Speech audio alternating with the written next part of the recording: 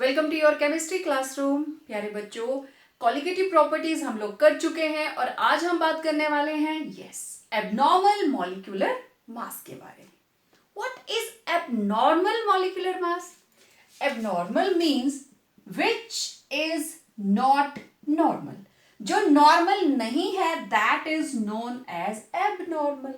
ठीक है, होता क्या है, जिस वक्त हम कोई भी न्यूमेरिकल सॉल्व कर रहे हैं, मान लो हमें दिया गया था सोडियम क्लोराइड, तो हम यहां पे देखते हैं कि इसका molecular mass this is 58.5, it should be ठीक, फॉर्मूला से हमने देख लिया। या फिर मेरे पास था एसिटिक एसिड, तो इसका molecular mass it is 60। But experimentally जब हम लोग कॉलिगेटिव प्रॉपर्टी का एक्सपेरिमेंट करते हैं, भले ही हमने उसका ऑस्मोटिक प्रेशर मेजर किया हो, और जो मॉलिक्यूलर मास कॉलिगेटिव प्रॉपर्टी के थ्रू आता है वो सोडियम क्लोराइड के केस में it will be less then 58.5। जो एमबी आएगा it will be less then, और जो इस केस में आएगा MB it will be greater then 60। मैं दोनों सिचुएशंस आगे बताने वाली हूं। किसी केस में कम आता है, किसी केस में ज्यादा आता है।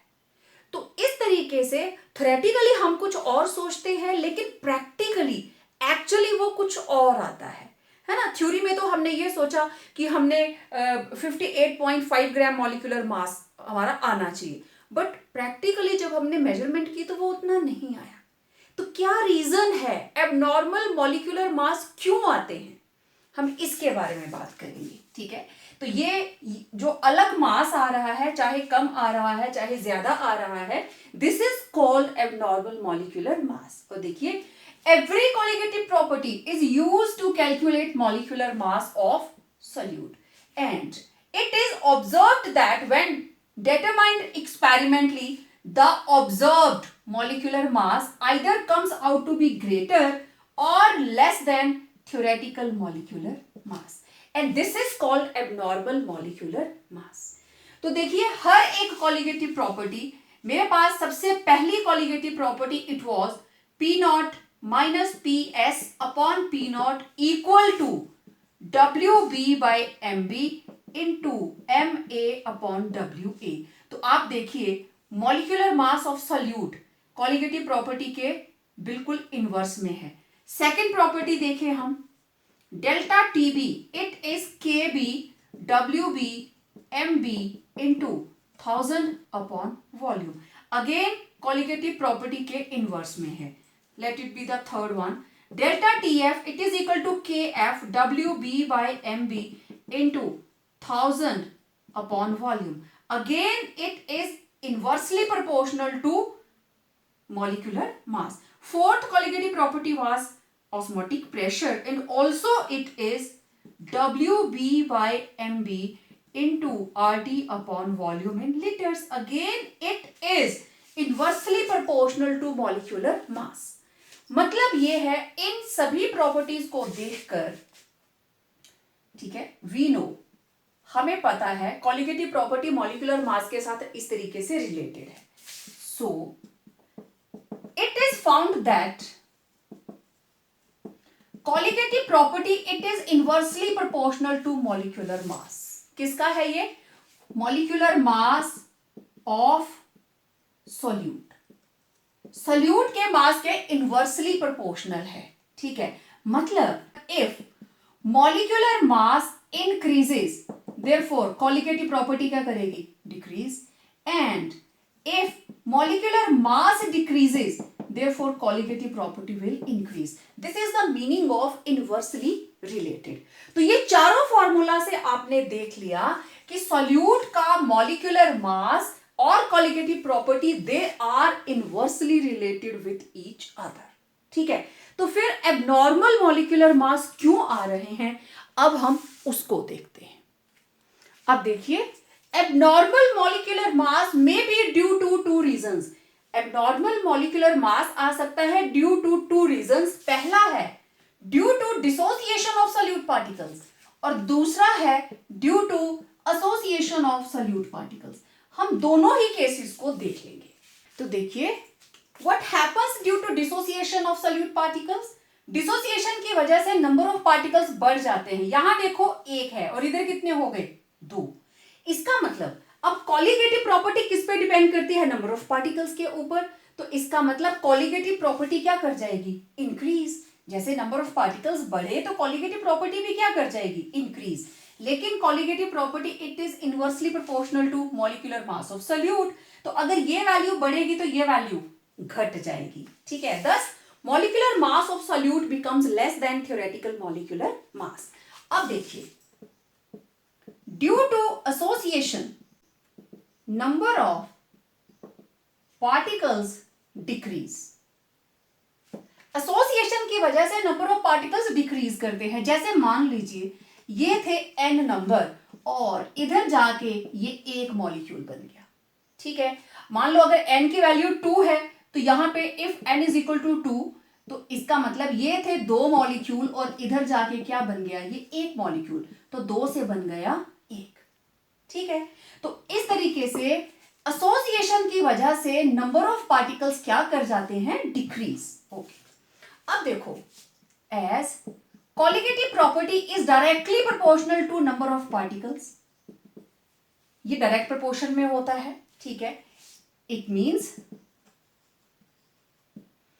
यहां पे नंबर ऑफ पार्टिकल्स क्या किए? डिक्रीज।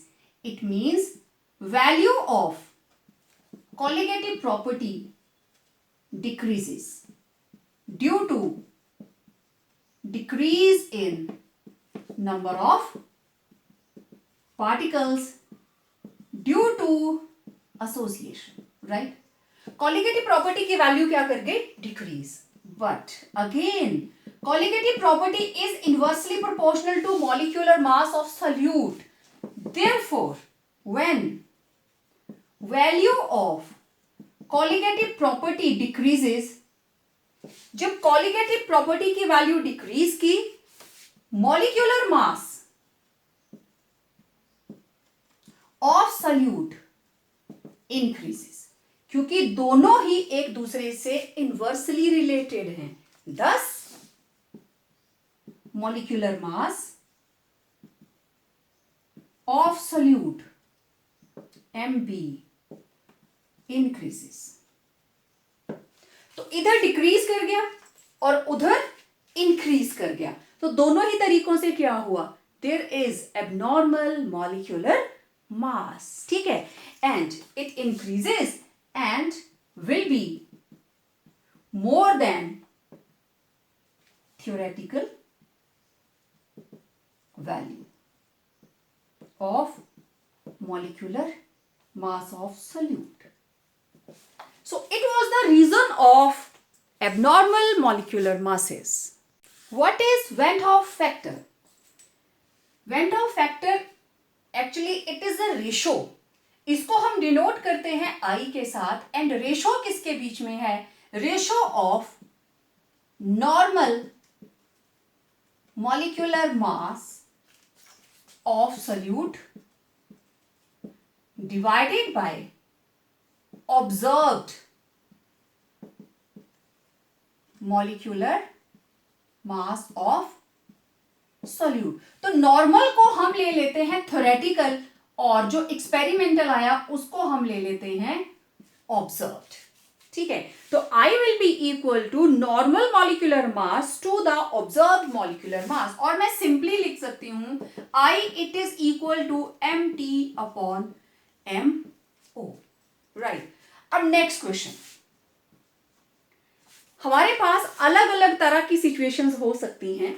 तो देखें, फॉर डिसोसिएशन, अगर कोई सॉल्ट हमारे पास ऐसा है विच अंडरगोज डिसोसिएशन, तो डिसोसिएशन के लिए क्या होगा? I की वैल्यू, देन फॉर एसोसिएशन उसके लिए वैल्यू क्या होगी? एंड फॉर नॉन इलेक्ट्रोलाइट तीसरी सिचुएशन रहेगी फॉर नॉन इलेक्ट्रोलाइट्स। ओके, अब तीनों ही सिचुएशन ये मल्टीपल चॉइस का क्वेश्चन रहता है।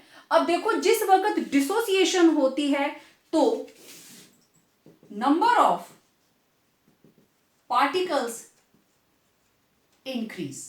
अगर नंबर ऑफ पार्टिकल्स इंक्रीज किए मतलब कॉलिगेटिव प्रॉपर्टी बढ़ गई तो मॉलिक्यूलर मास क्या करेगा, डिक्रीज। ये अभी आप करके आए हो। तो डिसोसिएशन के केस में जो हमारे पास थ्योरेटिकल था that was greater than observed. Clear, okay. अब आई किसके बराबर है, M T upon M O. तो एम टी बड़ा है ना, therefore I will be greater than 1। ये एक नंबर का क्वेश्चन आता है। तो van Hoff factor I it will be greater than 1 in case of dissociation. अब देखो association, what happens during association, number of particles decrease. Number of particles decrease, दो मिलकर एक बन जाता है। तो इस केस के अंदर थ्योरेटिकल मॉलिक्यूलर मास कम रहता है और ऑब्जर्व्ड ज्यादा आता है। तो आई किसके बराबर है, M T upon M O. M O बड़ा है, इसका मतलब I will be less than 1। Non electrolyte, आपको पता है नॉन इलेक्ट्रोलाइट्स के लिए ना तो डिसोसिएशन होती है ना ही association.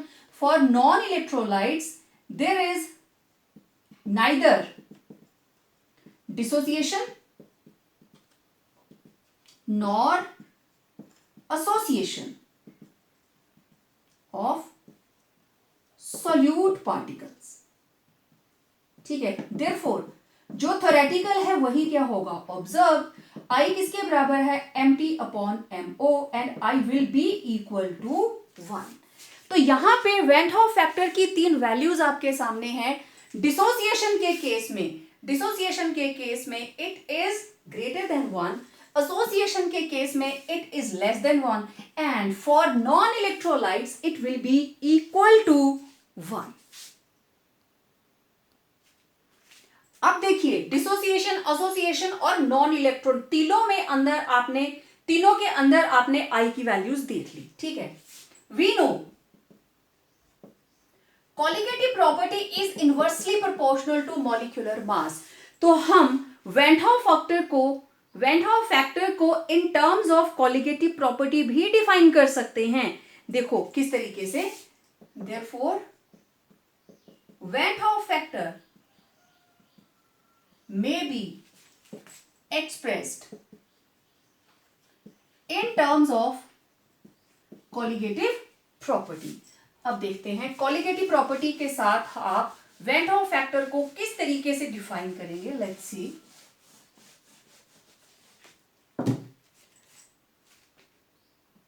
I it was equal to mt upon mo, but colligative property it is inversely proportional to molecular mass. Therefore I किसके बराबर आएगा, कॉलिगेटिव प्रॉपर्टी ऑब्जर्व चली जाएगी ऊपर एंड कॉलिगेटिव प्रॉपर्टी थ्योरेटिकल आ जाएगी नीचे। तो I will be equal to this is observed colligative property upon it is theoretical colligative property. मतलब ऑब्जर्व का मतलब एबनॉर्मल, राइट, और थ्योरेटिकल का मतलब नॉर्मल। वो प्रॉपर्टी जो नॉर्मल मॉलिक्यूलर मास के साथ आप कैलकुलेट करेंगे तो ऑब्जर्व मींस एक्सपेरिमेंटल, एबनॉर्मल बोल सकते हो और आप इसको लिख सकते हो एक्सपेरिमेंटल। तो this value is experimental and this value जिसको आप नॉर्मल बोल देते हो दैट इज थ्योरेटिकल। ऑब्जर्व का मतलब ही क्या है, practical value, theoretical value. Clear बात। तो अब इसको आप डिफाइन करेंगे वेन हाउ फैक्टर को in terms of colligative property. thus when Hoff factor may be defined as it is the ratio of, अब रेशो किस किस के बीच में आ गई, observed colligative property, it is the ratio of observed colligative property to the normal, normal मतलब theoretical colligative property. तो in this case one term factor को आप मॉलिक्यूलर मास के कॉन्टेक्स्ट में भी डिफाइन कर सकते हैं and also in terms of colligative property. अब देखो वन टर्म फैक्टर की एप्लीकेशन क्या है. हम इसको यूज करेंगे in order to calculate degree of dissociation कि अगर कोई सॉल्ट डिसोसिएट हुआ तो कितना, is it 100%, 50%, 60%, what is the extent of dissociation. And same with association कि कोई भी गिवन सॉल्यूट कितना डिसोसिएट किया या कितना एसोसिएट किया, और उस चीज के लिए सारी की सारी colligative properties they are modified by the inclusion of van Hoff factor. कैसे? हमारे पास था P naught minus P S upon P naught, it was I into X B. अगर आप एक्स बी की वैल्यू पुट कर देंगे it will be I equal to W B by M B into M A upon W A. Similarly, second one it was delta TB, it will be equal to I KBM, और आप लिखोगे I KB WB upon MB into 1000 upon volume. Similarly, delta TF it will be I KFM. सभी के साथ when top factor लग गया तो it will be I KF WB by MB into 1000 upon volume. And fourth one was osmotic pressure. It will be ICRT or it will be I WB upon MB into RT upon V. इस तरीके से चारों की चारों colligative properties जो है दे are modified. अब हमारा नेक्स्ट स्टेप क्या है? अरे भाई I से अल्फा कैसे निकलेगा? डिसोसिएशन और एसोसिएशन, हाउ टू एक्सप्रेस और how to establish our relationship between Van 't Hoff factor and degree of dissociation and association. Let's see one by one. अब देखो हम कैलकुलेट करेंगे degree of dissociation from Van 't Hoff factor. किस तरीके से? क्योंकि I की value को हम डिग्री ऑफ डिसोसिएशन या एसोसिएशन को कैलकुलेट करने के लिए यूज करने वाले हैं. ओके, मान लीजिए मेरे पास कोई सॉल्यूट है, ठीक है. बिगनिंग में ये पूरा मेरे पास 1 मोल, इट इज 1 मोल. ओके, जब ये डिसोसिएट कर जाएगा तो इसने बना दिए पार्टिकल्स. ठीक है, सॉल्यूट से अब इसमें पार्टिकल्स हैं, डिसोसिएट हुआ है तो केटाइन भी होगा और एनाइन भी होगा. ठीक है, जस्ट आपको समझाने के लिए बता रही हूं. ओके, जिस वक्त डिसोसिएशन नहीं हुई थी, ठीक है, इन इनिशियल स्टेज, तो ये पार्टिकल 0 थे, राइट. ना मेरे पास पॉजिटिव था ना मेरे पास नेगेटिव था. ओके, फिर क्या हुआ कि मान लीजिए जो एक मॉलिक्यूल है, 1 मॉलिक्यूल, मोल नहीं, आई एम सेंडिंग 1 मॉलिक्यूल, और ये बनाता है m आयन्स. इसने बनाए m, आप n भी ले सकते हो, नो प्रॉब्लम एट ऑल. मान लीजिए एक मॉलिक्यूल बनाता है m आयन्स. ओके, अब इसमें से कितने डिसोसिएट कर गए? लेट इसमें से डिसोसिएट कर गए अल्फा. 1 था ना, 1 में से अल्फा निकल गए तो बाकी कितने बचे? 1 माइनस अल्फा. ठीक है, तो ये टोटल कितने डिसोसिएट कितने कर गए? अल्फा. लेकिन आयंस कितने बने हैं? m. ठीक बात. ये 1 माइनस अल्फा क्यों आया? क्योंकि अल्फा इसमें से डिसोसिएट कर गए और आयंस कितने बने हैं? m. तो number of ions it is m. समझ आई बात? तो let number of moles of solute, this is 1.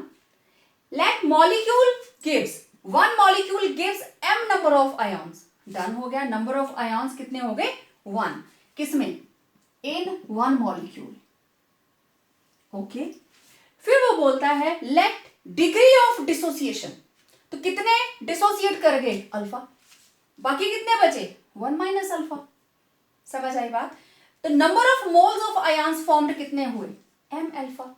ठीक है, कितने मोल ऑफ आयन्स? ये थे एक मॉलिक्यूल के, तो जितनी डिग्री ऑफ डिसोसिएशन हुई ये हो गए number of moles of ions. This is 1 minus alpha and this is m alpha. समझ आ गई बात?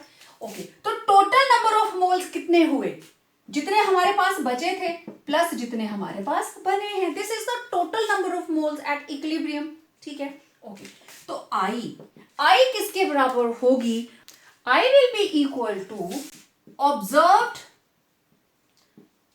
Number of moles divided by, moles किसके? Moles of solute, divided by normal number of moles of solute.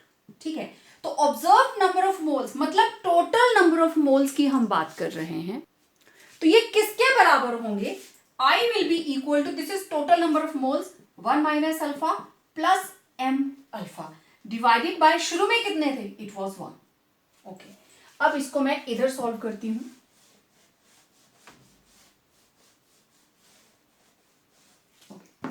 अब देखिए, ये मेरे पास आ गया I, it is equal to 1 minus alpha plus M alpha.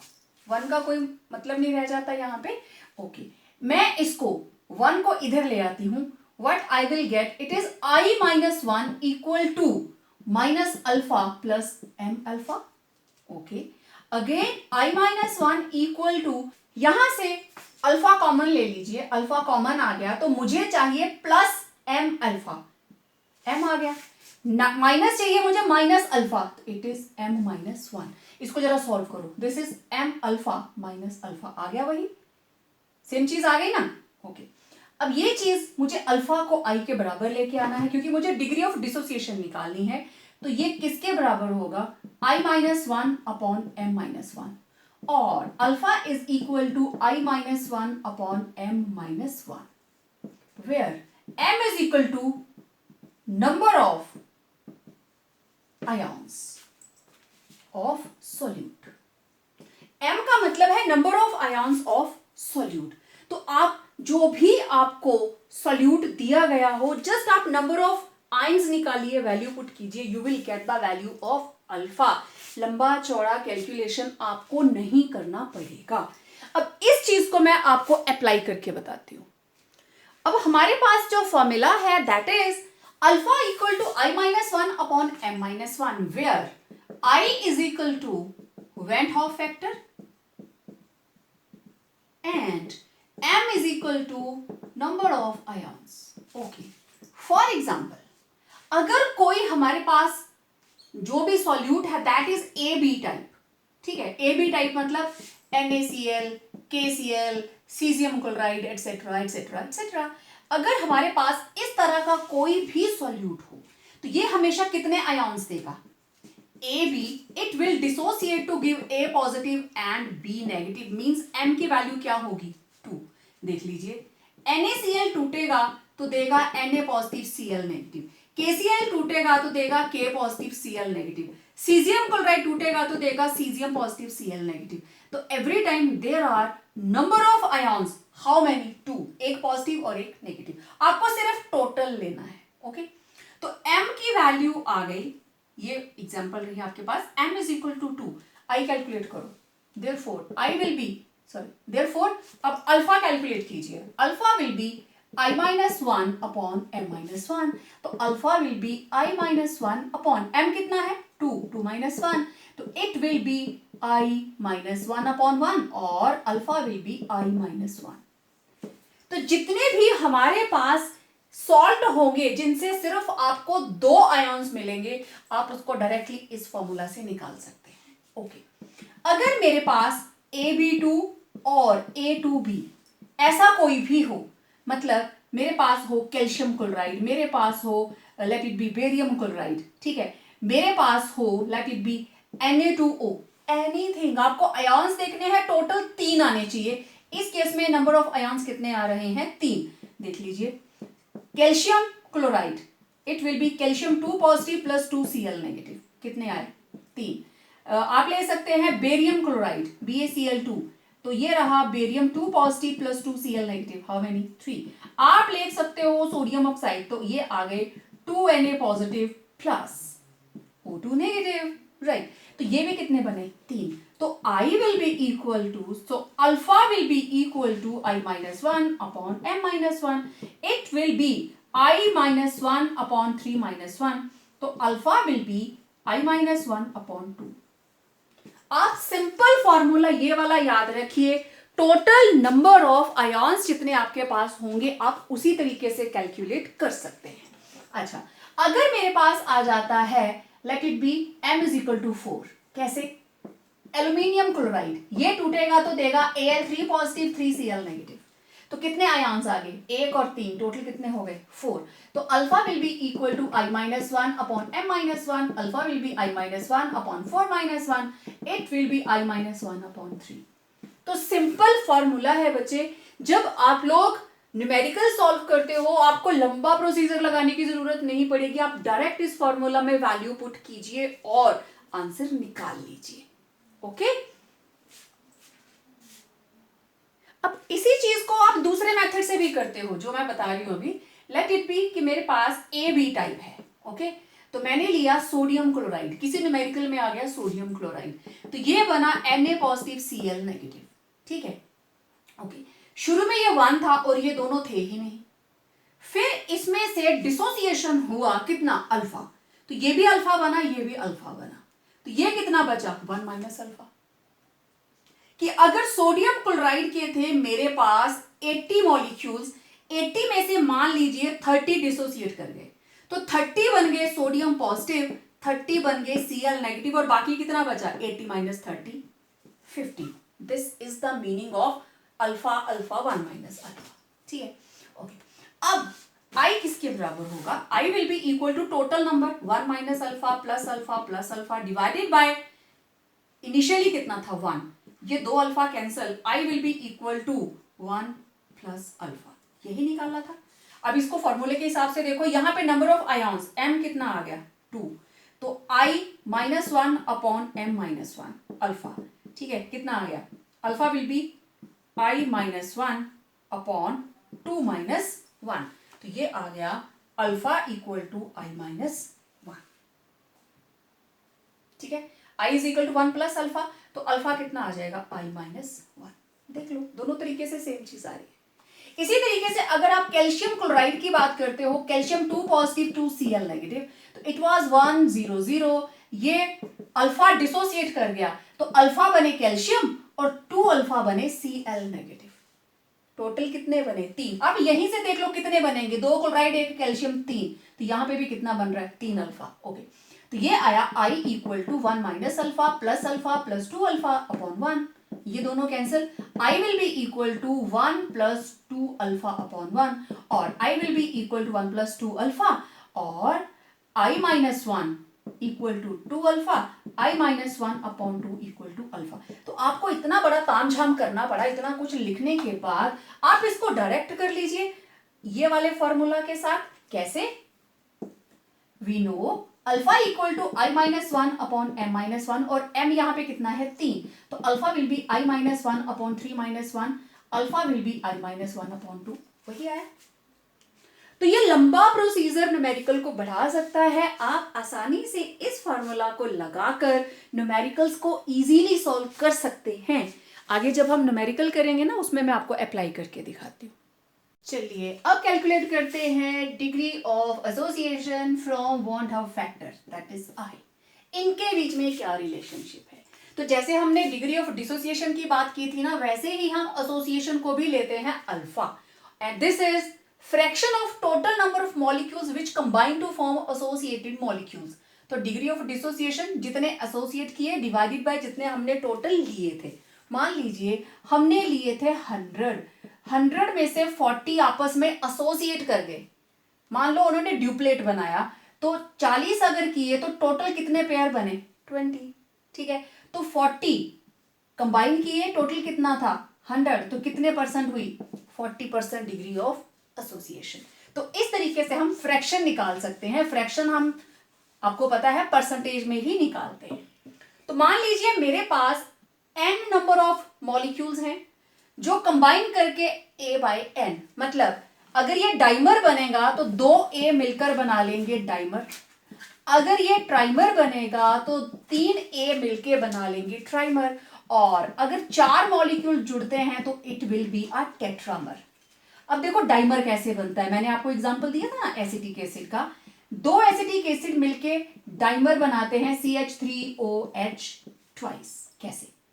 CH3 C double bond O OH, उसी तरीके से OH C double bond O CH3, ये दो मॉलिक्यूल आमने सामने आते हैं और इनके बीच में बन जाती है हाइड्रोजन बॉन्डिंग।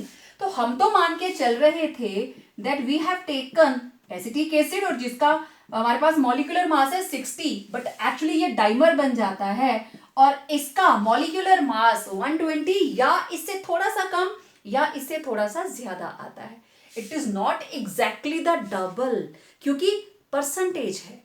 जैसे सोडियम क्लोराइड लेंगे तो वो डिसोसिएट किया, तो आप ये नहीं बोल सकते कि सोडियम का 23 अलग से और क्लोराइड का 35.5 मास अलग से आएगा। No, it will be half of 58.5। तो उसी तरीके से हम एसोसिएशन के अंदर भी इसी तरीके से कैलकुलेशंस करते हैं। तो अब देखो, हमने Na से बन गया A/N, तो ये डाइमर हो सकता है, N may be 2, 3, 4 so on, N कुछ भी हो सकता है, मे बी डाइमर, ट्राइमर और टेट्रामर। तो इसका मतलब दोनों की कंसेंट्रेशन बराबर, मतलब Na कंबाइन करके किसको बना रहे हैं, A/N।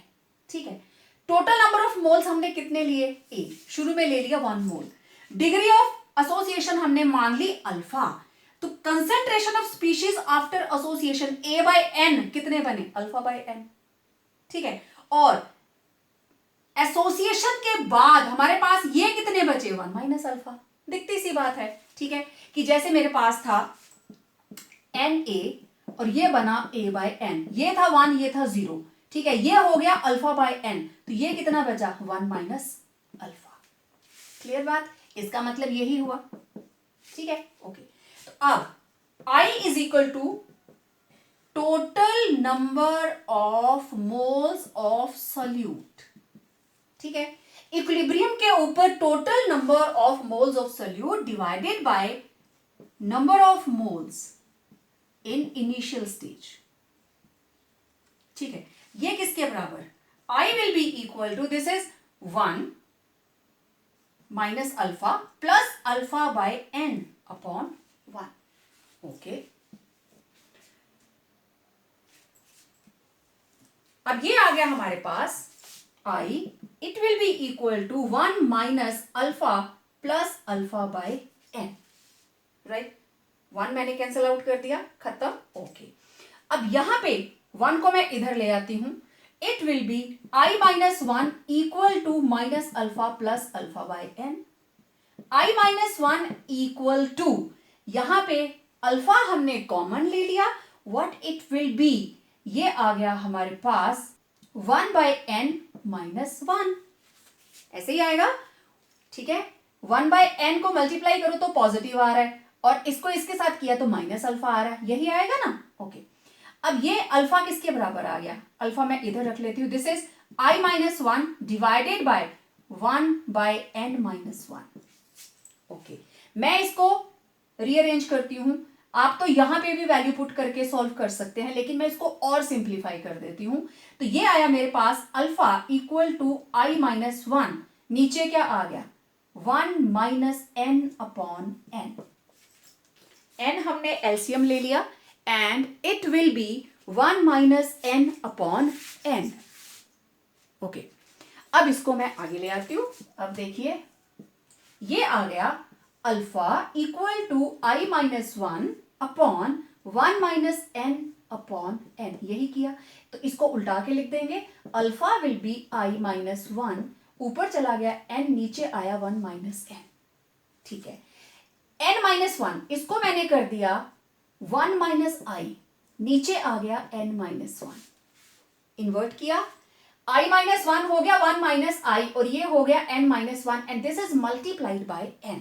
तो alpha it is N into 1 minus I upon N-1। आप इसमें N की वैल्यू पुट करेंगे where N is number of molecules, N is equal to number of molecules associated. N बताएगा नंबर ऑफ मॉलिक्यूल्स कितने इसके साथ associate हुए हैं। तो ये मेरे पास एक जर्नल फॉर्मूला आ गया और देखना, इससे हम किसी की भी वैल्यू निकाल सकते हैं, चाहे वो डाइमर हो चाहे वो ट्राइमर हो। ठीक है, तो वी आर हैविंग अल्फा मेरे पास आया n into 1 minus I upon n minus 1। मान लीजिए कोई डाइमर बना, इन केस ऑफ डाइमर जैसे CH3COOH 2 मॉलिक्यूल्स थे और ये बन गए CH3COOH ट्वाइस, मतलब मेरे पास था 2A और ये बन गया A/2। तो n की वैल्यू कितनी आ गई? 2। तो अल्फा किसके बराबर होगा? It will be 2 into 1 minus I upon 2 minus 1 and it will be 2 into 1 minus I. Simple. और अगर ये ट्राइमर बनता है तो आप n की जगह पे 3 पुट कर देंगे। If 3 is equal to 1 then alpha will be equal to 3 into 1 minus I upon 3 minus 1। It will be 3 into 1 minus I upon 2। आप इसको सॉल्व कर सकते हैं। ओके, ठीक। अब मैं इसको एक और तरीके से यहीं पे आपको कंपैरिजन करके बता देती हूं। देखिए, ये रहा CH3COOH, इसके 2 मॉलिक्यूल और ये बन गए CH3COOH। ये लीजिए, ठीक है। इट वॉज 1, इट वॉज 0, ये बन गया अल्फा/2 और ये हो गया 1 माइनस अल्फा। तो आई किसके बराबर आया? 1 minus alpha plus alpha by two. Okay, तो I will be equal to, देखो अल्फा में से अल्फा/2 गया है ना, 1 में से 1/2 गया तो हाफ ही बचा ना। ओके, तो ये आ गया 1 माइनस अल्फा/2। क्लियर बात? ओके, अब ये कितना आ गया? अल्फा/2 में इधर ले आती हूं। अल्फा/2 इक्वल टू 1 माइनस आई, तो अल्फा कितना आ गया? 2 इंटू 1 माइनस आई, 1 माइनस आई, यही आया 1 माइनस आई। ठीक है, देख लीजिए, दिस इज 1 माइनस आई, है ना। सिंपल तरीका वही है, चाहे आप सिंगल फॉर्मूला में पुट करो वैल्यू या आप उसको लंबे मेथड से करो, you will get the same. All set. तो ये रहा आपका जर्नल फॉर्मूला, आप इसको आगे यूज कर सकते हैं। आपको सिर्फ ये पता होना चाहिए, अगर आपको न्यूमेरिकल के अंदर गिवन है that it forms a dimer, direct यहां n की वैल्यू 2 पुट करके आंसर निकाल लीजिए। ठीक है, तो it was how to calculate degree of association from van't factor. अब जल्दी से कुछ न्यूमेरिकल देखते हैं। अब देखिए, 2 ग्राम of benzoic acid dissolved in 25 grams of benzene shows a depression in freezing point equal to 1.62 Kelvin. Molar depression constant of benzene is given and degree of association निकालने को बोला गया है। आपको निकालना है अल्फा, लेकिन अल्फा कहां से निकलेगा? अल्फा निकालने के लिए हमें चाहिए आई, आई निकालने के लिए मुझे चाहिए ये दोनों। इसको मैं फॉर्मूला से कैलकुलेट करूंगी और ये हम डायरेक्ट जो डिप्रेशन इन फ्रीजिंग पॉइंट का फॉर्मूला है वहां से निकालेंगे। देखें कैसे, जो आपको गिवन है आप लिखते चलिए। चलिए, we are given WB, it is 2 gram dissolved in 25 gram of benzene, और हमारे पास WA गिवन है 25 grams. Depression in freezing point delta TF, it is 1.62 kelvin. Next KF, it is 4.9 Kelvin kilogram per mole. Okay. Then अब हमारे पास है benzoic acid, benzoic acid C6H5COOH। ठीक है, actually ये ऐसे होता है COOH and this group is C6H5। तो इसको हम कैलकुलेट कर लेते हैं। इसका मॉलिक्यूलर मास, कार्बन है 6, तो it is 12 into 6 plus 5 hydrogen 5 plus 1 carbon 12, 2 oxygen 32 plus 1 hydrogen. तो ये आया 72 plus 12 plus 5 17 plus 1 18 plus 32 32 plus 18 50 और ये आ गया 122। अब इसका मॉलिक्यूलर मास जो आपने निकाला, दिस इज M थ्योरेटिकल। ठीक है, it is 122 gram mole inverse. तो अब जो आप MB निकालोगे फॉर्मूला से, that will be equal to M observed. Okay, और आपको निकालना क्या है? अल्फा। ठीक है, अल्फा के लिए पहले आपको आई चाहिए। ठीक है, we know delta TF is equal to KF into WB upon MB into 1000 upon WA. WA is given okay, तो यहां से मुझे एम बी निकालना है। जैसे मैं पहले सॉल्व करती हूँ मैं वैसे ही करूंगी। तो डेल्टा टी एफ की वैल्यू मुझे गिवन है यहाँ पे, yes 1.62। This is 1.62 equal to 4.9 into W2 is 2 divided by M B मुझे निकालना है 1000 अपॉन 25। ठीक है, अब इसमें से जिसको हम काट सकते हैं, लेट्स सी, दिस इज 2540 और एम बी को मैं इधर ले आती हूँ। अब now it will be MB equal to MB इधर, तो it is 4.9 into 2 into 40 right divided by 1.62. okay, now चलिए डेसिमल्स को हटा देते हैं। we will be getting MB equal to, ये आया 49 अपॉन 10 इंटू 2 इंटू 40, नीचे आ गया 162 और ये चला गया 100 ऊपर। ओके, अब देखिए 2 1 जा 2 8 जा 2 1 जा। ओके, इसके बाद ये एक जीरो काट देते हैं इसके साथ। अब मेरे पास आया 49 इंटू 4 इंटू 100, 400 डिवाइडेड बाई 81। तो एम बी आप इसको इस डिवाइड कीजिए, यू विल बी गेटिंग 241.98। और आपको पता है now this M B it is equal to M O, right. Now I is equal to, ये आ गया 241.98 ग्राम्स। आई किसके बराबर होता है, M T upon M O. तो I will be equal to, तो M theoretical is 122 divided by 241.98। ठीक है, ये पूरा इसका डबल नहीं है, तो जो हमारे पास वैल्यू आने वाली है दिस इज 0.504। आप इसको डिवाइड करेंगे, you will be getting 0.504, not exactly 0.5, right. ये आ गया हमारे पास आई की वैल्यू। ठीक है, ओके, अब देखिए मुझे निकालना है अल्फा, और ये कौन सा फॉर्मूला है, एसोसिएशन वाला। ओके, अब मुझे निकालना है अल्फा। वी नो अल्फा किसके बराबर होता है, हमने जो फॉर्मूला बनाया था that was n into 1 minus I upon n minus 1। और यहां पे n कितना गिवन है, 2, एज इट फॉर्म्स डाइमर, तो n is equal to 2, right. Okay, तो यहां से alpha it is 2 into 1 minus I कितना है 0.504 डिवाइडेड बाय 2 माइनस 1। तो alpha will be 2 into 1 minus 1 में से 0.504 अगर आप माइनस कर देते हो, you will be getting 1 minus 000, it is 0.504 and it will B 694। तो ये आया 0.496, राइट। 0.496 जब मल्टीप्लाई होगा 2 के साथ, what you will gate, 2 6 12, 2 9 18 plus 1 19, 9, 2 4 8 and plus 1 9। तो ये आ गया 0.992।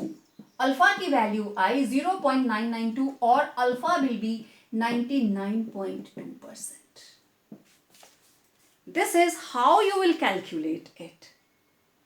मैंने यहां पे इसको बिल्कुल भी एक्सटेंड नहीं किया। This is the best way to calculate alpha, क्योंकि ये चीज हम पहले निकाल चुके हैं कि एसोसिएशन के लिए we know alpha for association it is equal to n minus I upon n minus 1। और n यहां पे 2 दिया है क्योंकि उसने पहले ही मेंशन किया है that it forms a dimer. ठीक है, तो this is the complete numerical. आप इसको स्क्रीनशॉट लीजिए और अब मैं इसी चीज को आपको दूसरे तरीके से कैलकुलेट करके दिखाने वाली हूं, जस्ट फॉर द कंपैरिजन। अब दूसरा तरीका क्या था, ये रहा C6H5COOH और ये बना रहा है C6H5COOH। ये आपको गिवन है, ये था 1, ये था 0, ये बना अल्फा बाय 2 और ये कितना रहा 1 माइनस अल्फा। तो I is equal to 1 minus alpha plus alpha by 2। तो it will be I is equal to 1 minus alpha by 2।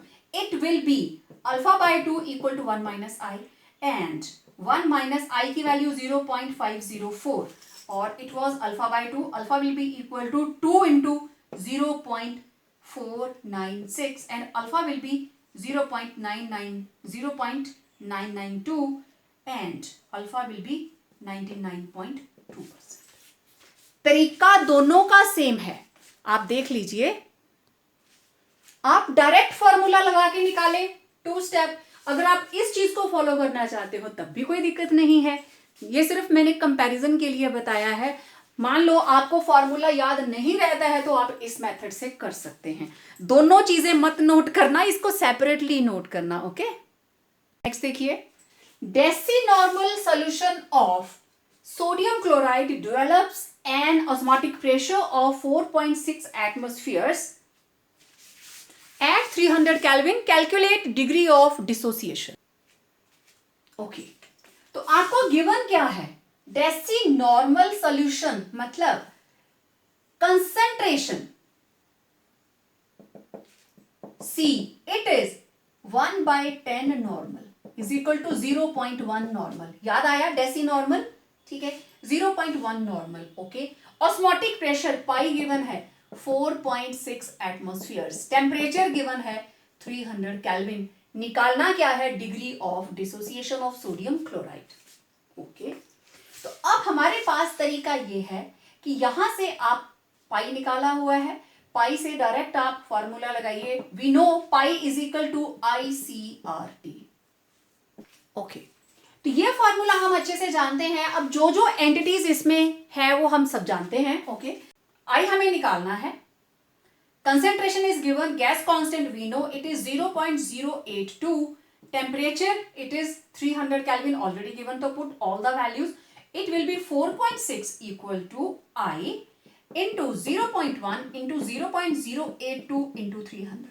Okay, I will be equal to 4.6 divided by 0.1 into 0.083 into 300. Okay, तो decimal से decimal cancel, ये आ गया 46 into ये 3 zeros ऊपर, नीचे क्या रह गया? दिस इज 0.082, नीचे रह गया 82 इंटू 300। ओके, ये 2 जीरो को 2 जीरो से कैंसिल कर दीजिए and it will be 460 divided by 82 into 3 and I will be equal to 460 upon 3 2s are 6, 3 8s are 24 और इसको सॉल्व करके आएगा 1.8699। इसको राउंड ऑफ कीजिए 1.87, आई की वैल्यू आ गई 1.87। अब मुझे अल्फा निकालना है। ओके, तो ये रहा NaCl, it will give Na positive Cl negative. कितने आयंस? एक से कितने बन रहे हैं टोटल? 2, मतलब M की वैल्यू है मेरे पास 2। वी नो अल्फा किसके बराबर होगा? Alpha will be equal to I-1 upon M-1। तो अल्फा विल बी, आई कितना आया? 1.87 minus 1 upon 2 minus 1। Alpha will be 1.871 minus 1, alpha will be 0.87 और अल्फा विल बी 87%। सिंपल, ठीक है। तो ये तो मैंने आपको बता दिया डायरेक्ट फॉर्मूला लगाकर। ओके, दूसरा तरीका क्या होना था? जब आप यहां पहुंचे Na पॉजिटिव Cl नेगेटिव, अगर आपको फॉर्मूला याद नहीं रहता है तब आप क्या करेंगे? इसके बाद ये आया 1 0 0, ये बना अल्फा, ये भी अल्फा, तो it was 1 minus alpha. Okay, तो I will be equal to 1 minus alpha plus alpha plus alpha, ये दोनों cancel. I will be 1 plus alpha, I कितना है? 1.87 इक्वल टू 1 प्लस अल्फा, तो it will be 1.87 minus 1 equal to alpha, alpha will be 0.87 और 87%। तरीका वही है, लेकिन आप देख लीजिए, अगर आपको फॉर्मूला याद रह जाता है तो this is very very good. आप बहुत ही आसानी के साथ ही न्यूमेरिकल्स को सॉल्व कर सकते हैं। 0.5 gram of KCl was dissolved in 100 gram of water, means you are given WB equal to 0.5 gram and WA, this is 100 gram. The solution freezes at, you are given TF, this is minus 0.24 degree Celsius. Calculate percentage ionization and also you are given KF, it is 1.86 Kelvin per molality, ठीक है, पर molal. Okay, तो मुझे पहले तो चाहिए इसको, अगर मुझे कैलकुलेट करना है, एक मॉलिक्यूलर मास मैं यहां से निकालूंगी, दूसरा मॉलिक्यूलर मास मैं फॉर्मूला से निकालूंगी, लेकिन एम बी निकालने के लिए मुझे पहले डेल्टा टी एफ चाहिए, ठीक है। ओके, तो देखो टी नॉट एफ, क्योंकि ये वाटर है, it will be 0 degree Celsius, and we know delta T F it is always equal to T not F minus T F, right. This is T not F minus F, तो value put कीजिए, delta T F, T not कितना है 0 minus 0.24, तो it will be 0.24 degree Celsius. This is delta T F, okay. Now delta TF is equal to KF WB by MB into 1000 upon WA, okay. मुझे यहां से क्या निकालना है, MB, तो put all the values, we will be getting delta TF is 0.024, 0.24 equal to WB is 0.5 upon KF 1.86 into 0.5 upon MB into 1000 upon 100, ठीक है।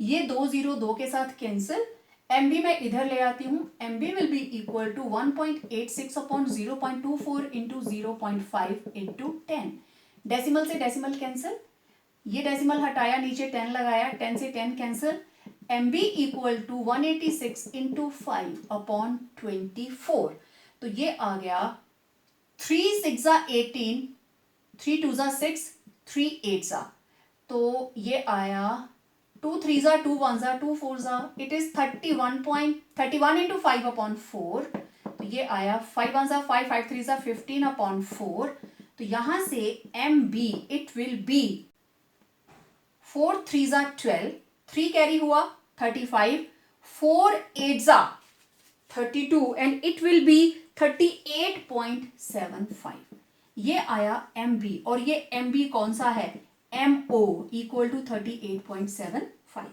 M theoretical KCl, potassium is 39, 35 plus 35.5, it will be 74.5 grams. आगे दोनों, I किसके बराबर होती है, MT अपॉन MO, it will be 74.5 divided by 38.75, तो इनको डिवाइड करके I it will be calculated as, it will be 1.92, right। अब मुझे निकालनी है डिग्री ऑफ आयोनाइजेशन, ओके। तो वी आर हैविंग KCl, ये टूटेगा K पॉजिटिव और Cl नेगेटिव, मींस यहां पे टोटल नंबर ऑफ आयॉन्स कितने बन रहे हैं, 2। अप्लाई करो फॉर्मूला, तो मेरे पास alpha it will be equal to I minus 1 upon M minus 1, I कितना आया 1.92 माइनस 1 अपॉन कितने यहां पे आयंस बने थे 2, 2 माइनस 1, तो alpha will be equal to 1.92 minus 1 upon 1, और alpha will be equal to 0.92, और alpha will be equal to 92%, ठीक है। तो इस तरीके से आप कोई भी न्यूमेरिकल आपको दिया गया हो, आप आसानी से उसको कैलकुलेट कर सकते हैं। देखिए, न्यूमेरिकल्स को सॉल्व करने के, स्पेशली इन न्यूमेरिकल्स को सॉल्व करने से बहुत से तरीके हैं। इसी न्यूमेरिकल को आप ऐसे भी कर सकते हैं, delta T F is equal to I K F W B by M B into 1000 upon W A. आप डायरेक्ट यहां से आई की वैल्यू निकाल सकते हैं, लेकिन फिर यहां पे आपको मॉलिक्यूलर मास कौन सा लेना है, जो थ्योरेटिकल के बना होगा। आप थ्योरेटिकल वाली वैल्यू को इसमें पुट करेंगे and you will be getting the value of I, ठीक है। हल्का सा सॉल्व करके दिखा देती हूँ। Delta T F it was 0.24 equal to I into 1.86, WB was 0.4 and it was 74.5 into 1000 upon 100। अब आप यहां से I की वैल्यू निकालेंगे तो it will be 0.24, 74.5, ये मैं काट देती हूं, ठीक है। It will be divided by 1.86 into 0.5। आप इसको सॉल्व करें, you will get 1.92। लेकिन ध्यान किस चीज का देना है, जब आप ये फॉर्मूला लगाते हो तो मास आपको थ्योरेटिकल यूज करना पड़ता है, लेकिन हम जो टेक्निकली करके आए हैं आई की वैल्यू निकालने के लिए, आप 2 मॉलिक्यूलर मास निकाल लीजिए, एक जो आप फॉर्मूला से निकालेंगे डिवाइड करके। मॉलिक्यूलर मास निकालते ही हमें एग्जैक्टली पता चल जाता है कि आयोनाइजेशन हो रही है, क्योंकि ये वैल्यू थ्योरेटिकल वैल्यू का ऑलमोस्ट हाफ आ रही है। तो यहां से क्लियर हो जाता है that ionisation has take place. तो आपको ये मेथड ठीक लगे तो आप इसको फॉलो कर सकते हो, आप इसको भी फॉलो कर सकते हो, इट डिपेंड्स अपॉन यू। दोनों तरीकों से सॉल्व करके देख लेना। न्यूमेरिकल कई बार बहुत सिंपल होता है। Calculate freezing point depression, delta TF निकालिए for 0.0711 molar aqua solution of sodium sulphate. Okay, तो आपको मोलैलिटी गिवन है 0.0711, मोलैलिटी डायरेक्टली गिवन है आपको, और उसका उसने टीएफ दिया है -0.320 डिग्री सेल्सियस। तो टी नॉट एफ कितना होता है वाटर का, 0 डिग्री सेल्सियस। तो यहां से डेल्टा टीएफ आप निकाल सकते हैं, it will be 0 degree minus 0.320। तो it will be delta TF is equal to 0.320 degree Celsius. यहां से आपने निकाल लिया डेल्टा टीएफ। तो न्यूमेरिकल का एक पार्ट तो खत्म, डिप्रेशन इन फ्रीजिंग पॉइंट निकालना था। ओके, लेकिन मुझे आई निकालने के लिए, अगर मुझे आई निकालनी है तो I must have observed colligative property to theoretical colligative property. I मुझे यहां से मिलेगा, ठीक है। तो ये वैल्यू तो कौन सी आई है, this is colligative property observed. तो थ्योरेटिकल निकालने के लिए, ठीक है, अब मुझे चाहिए delta T F theoretical and it will be equal to K F M. आपको मोलैलिटी भी गिवन है और के एफ भी गिवन है। तो delta T F theoretical it will be equal to 1.86 into 0.0711। इनको आपस में मल्टीप्लाई कीजिए and you will get delta T F theoretical equal to, इसको सॉल्व करके आया 1.86 into 0.0711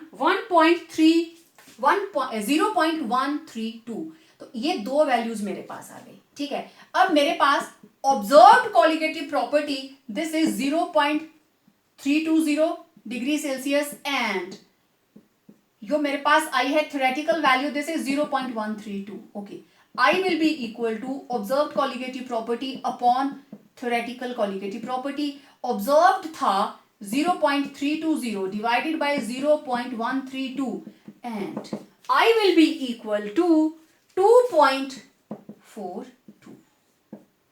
this is the required answer.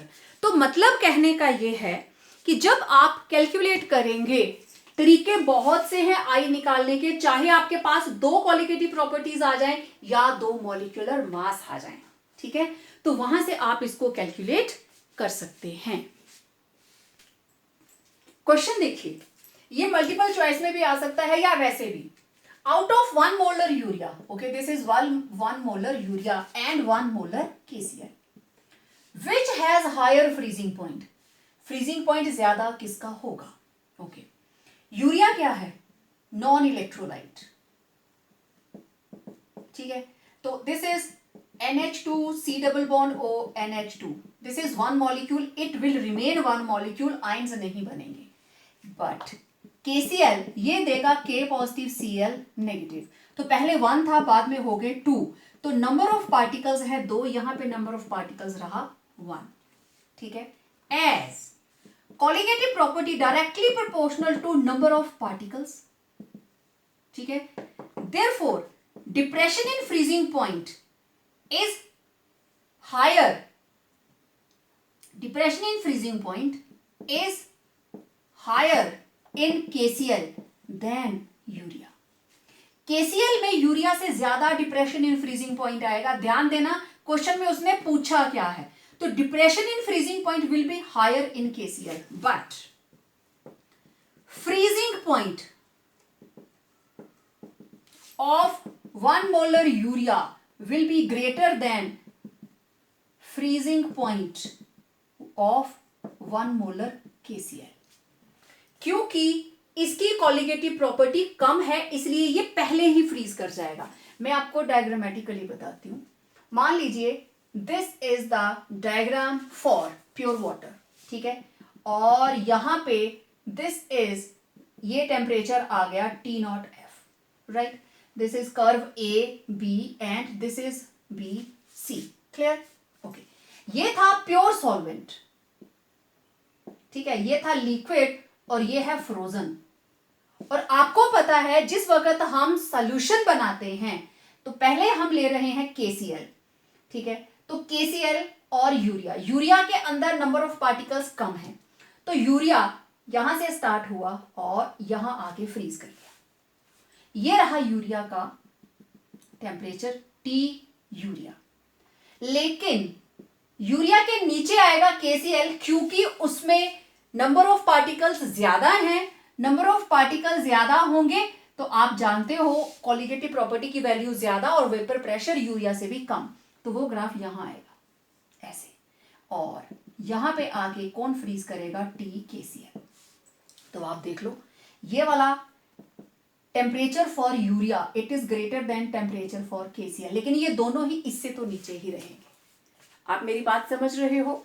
KCl के साथ ये रहा depression in freezing point, urea के साथ ये रहा डिप्रेशन इन फ्रीजिंग पॉइंट। तो depression in freezing point for KCl it is higher than depression in freezing point for urea, लेकिन freezing temperature, freezing point of urea it is higher than freezing point of KCl। This is what I want to convey. Again वैसा ये question, अब मेरे पास है 0.1 molar NaCl and 0.1 molar glucose. आपको पता है glucose is a covalent compound C6H12O6, it will remain glucose, this is non electrolyte, ठीक है, लेकिन NaCl बनाएगा Na positive Cl negative, number of particles हो जाएंगे 2 और ये नंबर ऑफ पार्टिकल रहेगा 1, as colligative property is directly proportional to number of particles, ठीक है, therefore delta TF in 0.1 molar NaCl will be greater than depression in freezing point in 0.1 molar glucose, ठीक है, but freezing point of 0.1 molar glucose will be greater than freezing point of 0.1 molar NaCl, ठीक है, क्योंकि इसमें depression ज्यादा आया, okay, इसलिए freezing point glucose का हायर होगा क्योंकि इसकी कोलिगेटिव प्रॉपर्टी की वैल्यू कम है, ठीक है, because delta TF glucose is less then delta TF 0.1 molar NaCl. Delta TF 0.1 molar glucose it is less than delta TF 0.1 molar NaCl. Again अगर आप डायग्राम की बात करें तो ये प्योर सॉल्वेंट का रहेगा और ये फर्स्ट वाला ग्राफ रहेगा हमारे पास ग्लूकोज के लिए, ठीक है, यहां से फ्रीजिंग स्टार्ट हो गई, और सेकेंड वाला it will B for NaCl। तो ये रहा T नॉट F, ये रहा हमारे पास T glucose and this will be TNaCl। तो आप देख लीजिए गैप दोनों में और टेम्परेचर भी किस तरीके से, ग्लूकोज का डिप्रेशन इन फ्रीजिंग पॉइंट कम रहेगा लेकिन फ्रीजिंग पॉइंट तो हायर होगा ना उसका, ठीक है, क्योंकि जितने नंबर ऑफ पार्टिकल्स बढ़ते जाएंगे डिप्रेशन बढ़ती जाएगी। डिप्रेशन बढ़ने का मतलब डेल्टा TF होता है T not F minus TF, इसके बढ़ने का मतलब इन दोनों का गैप बढ़ता जा रहा है। Got it? चलिए अब देखो मल्टीपल चॉइस के क्वेश्चन किस तरीके से आते हैं। Which of the following shows maximum depression in freezing point? इन चारों में से सबसे ज्यादा डिप्रेशन इन फ्रीजिंग पॉइंट कौन देगा? देखो डिप्रेशन इन फ्रीजिंग पॉइंट मतलब डेल्टा TF, ये क्या है? कोलिगेटिव प्रॉपर्टी, और colligative property is directly proportional to number of particles. तो इनमें से जिसके नंबर ऑफ पार्टिकल सबसे ज्यादा होंगे उसमें डिप्रेशन इन फ्रीजिंग पॉइंट सबसे ज्यादा होगा। ठीक है, मैं सभी की वैल्यू लिख लेती हूँ। कंसेंट्रेशन सेम है तो नो नीड टू मेंशन। पहले है मेरे पास लिथियम सल्फेट, ये टूट के देगा 2 लिथियम पॉजिटिव और 1 सल्फेट, तो टोटल 2 और 1 3। Okay, next is NaCl, it will give Na positive Cl negative, total हो गए 2। उसके बाद में है एल्यूमिनियम सल्फेट, तो इसमें से निकलेंगे 2 एल्यूमिनियम प्लस 3 सल्फेट, तो 3 और 2 कितने हो गए 5। और नंबर 4 पे है मेरे पास BaCl2, it will give Ba2 positive plus 2Cl negative, तो इनमें से कितने आए 2 और 1 3। तो अब आप देख सकते हो यहां पे भी 3 थे, यहां पे भी 3 थे, यहां 2 थे, सबसे ज्यादा किसमें है इसके अंदर। समझ आई बात। तो क्योंकि हमारे पास option C as number of particles are highest in aluminium sulfate, therefore Al2SO4 thrice will show maximum delta TF। तो आंसर क्या रहेगा ऑप्शन सी।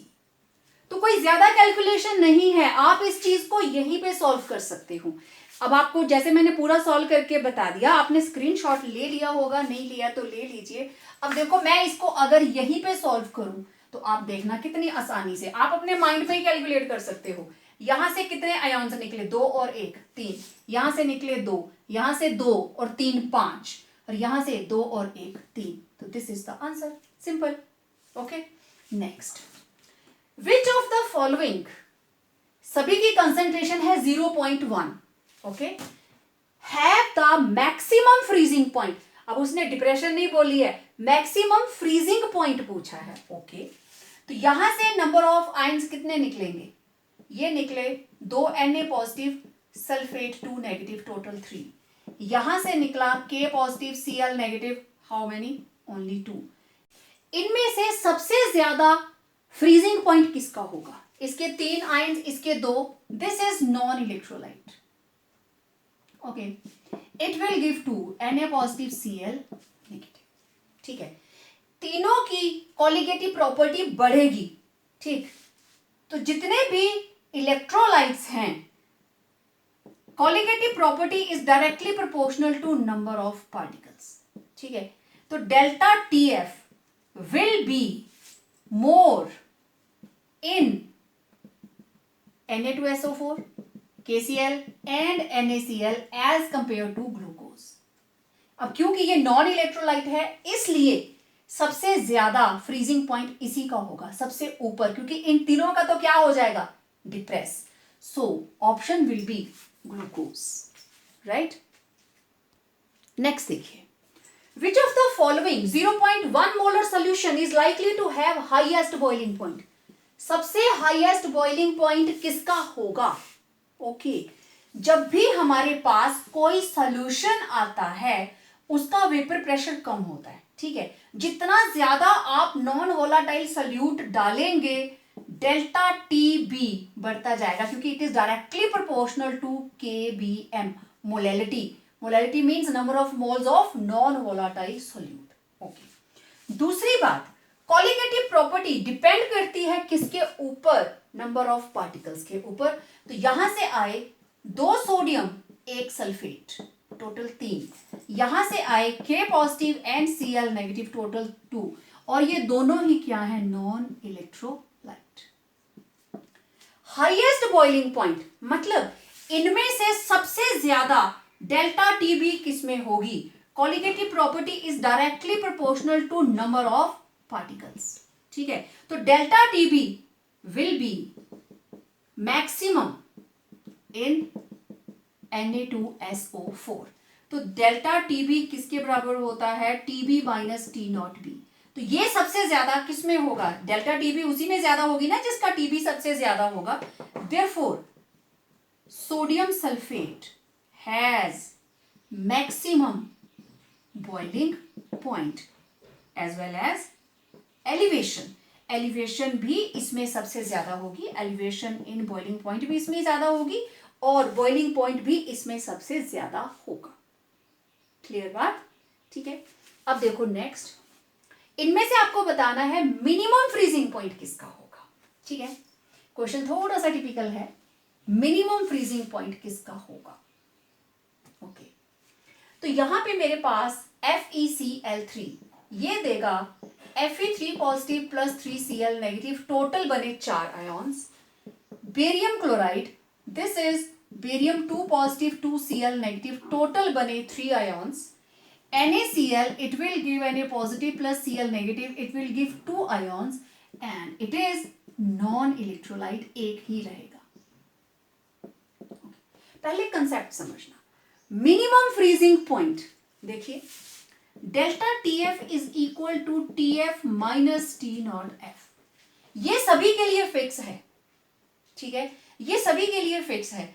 तो डिप्रेशन इन फ्रीजिंग पॉइंट सबसे ज्यादा किसकी आएगी, जिनमें इन दोनों में गैप सबसे ज्यादा होगा। This is T0F minus TF, pure में से माइनस करेंगे आप इसको, और जितना इनके बीच में गैप बढ़ता जाएगा डेल्टा TF की वैल्यू उतनी ही ज्यादा आएगी। ठीक है, ओके। अब देखो, अगर किसी सॉल्यूशन के अंदर नंबर ऑफ आयॉन्स हो गए मैक्सिमम, तो ये इसके पास है maximum number of particles, therefore delta TF इस केस में होगा मैक्सिमम। इसके अंदर है 1, इस केस में डेल्टा TF होगा minimum. Okay, change in depression in freezing point, दोनों टेम्परेचर्स का गैप सबसे ज्यादा इसमें है, इसका मतलब इसका फ्रीजिंग पॉइंट सबसे कम होगा। अगर मैं आपको एक ग्राफ बना के दिखाऊं, तो ये था हमारे पास सॉल्वेंट, लिक्विड, और यहां पे आके ये फ्रीज कर गया। ठीक है, इस पॉइंट पे आके ये फ्रीज कर गया, late it B T0F। Okay, अब ये था पॉइंट A, ये B और ये C। सबसे कम क्वालिटेटिव प्रॉपर्टी किसकी है, इसकी। ओके, तो ये इसके नजदीक ही होगा ना, तो ये रहा T ग्लूकोज। ठीक, तो आप देखो इसमें गैप कितना कम आया। फिर आए 2 आयॉन्स, ये इससे थोड़ा सा नीचे चला जाएगा, ये लीजिए, ये रहा TNaCl, गैप इतना आ गया। फिर आया तीसरा 3 मॉलिक्यूल्स वाला, उसके अंदर और ज्यादा डिप्रेशन आ गई, ये रहा BaCl2, तो BaCl2 का ये गैप रहा।